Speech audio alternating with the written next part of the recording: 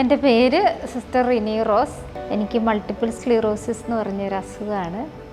ഇപ്പോൾ ഈ അസുഖം തുടങ്ങിയിട്ട് 20 വർഷമായി. എനിക്ക് നടക്കാൻ ബുദ്ധിമുട്ടാണ്. ഞാൻ പിടിച്ചേ നടക്കുകയുള്ളൂ. എനിക്ക് ആദ്യമായിട്ട് കണ്ണിൻ്റെ കാഴ്ച പോയിട്ട് ഞാൻ ഐ ഹോസ്പിറ്റലിൽ ചെന്നപ്പോൾ എന്താണെന്ന് അവർക്കും അറിയില്ലാത്തതുകൊണ്ട് കോഴിക്കോട് മലബാർ ഐ ഹോസ്പിറ്റലിൽ വന്നു. അവിടെ വെച്ചിട്ട് പിന്നെ MRI സ്കാൻ ചെയ്തു. അന്നേരമാണ് എൻ്റെ അസുഖം മൾട്ടിപ്പിൾ സ്ക്ലിറോസിസ് ആണെന്ന് അറിയുന്നത്. നമ്മുടെ നാട്ടിൽ എവിടെ ഇല്ലാത്ത ഒരു അസുഖമാണ്. അതുകൊണ്ട് ഇത് ഫോറിൻ കൺട്രിയിലുള്ളതാണ്. അതുകൊണ്ട് ഇവർക്ക് ട്രീറ്റ്മെൻറ്റ് എന്താണെന്ന് അറിയില്ല എന്ന് പറഞ്ഞു. മെഡിക്കൽ കോളേജിലെ ന്യൂറോളജിസ്റ്റിനെ കാണിച്ചാൽ മതി എന്ന് പറഞ്ഞ് എന്നെ അവിടുന്ന് തിരിച്ചു വിട്ടു. അന്നേരം അവിടുന്ന് ആ ഡോക്ടർ പറഞ്ഞിരുന്നു എന്നോട്, സിസ്റ്ററിൻ്റെ ശരീരത്തിൻ്റെ ഏതെങ്കിലും ഒരു ഭാഗം തളർന്നു പോകുമെന്നുള്ളത്. അങ്ങനെ ഞാൻ ഒരാഴ്ച മടത്തി നിന്ന് കഴിഞ്ഞപ്പോൾ ഒരു ശനിയാഴ്ച രാത്രിയിൽ എന്നെ ഭയങ്കരമായിട്ട് പനിച്ചു.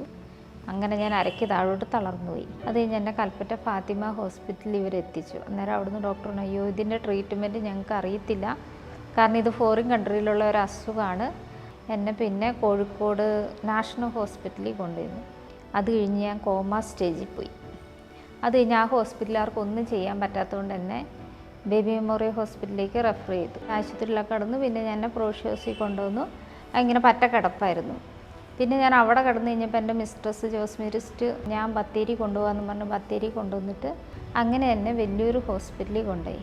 അപ്പോൾ അവിടുന്ന് ഡോക്ടേഴ്സ് പറഞ്ഞു, ഇതിങ്ങനത്തെ ഒരു അസുഖമാണ്, ഒരിക്കലും ഇത് സുഖമാകൂല, പക്ഷെ ഞങ്ങളിങ്ങനെ ഏൽപ്പിച്ച് നടത്താമെന്ന് പറഞ്ഞ് അവർ മീതോപെട്രിസോൺ എന്ന് പറഞ്ഞ് ഇഞ്ചക്ഷൻ സ്റ്റാർട്ട് ചെയ്തു.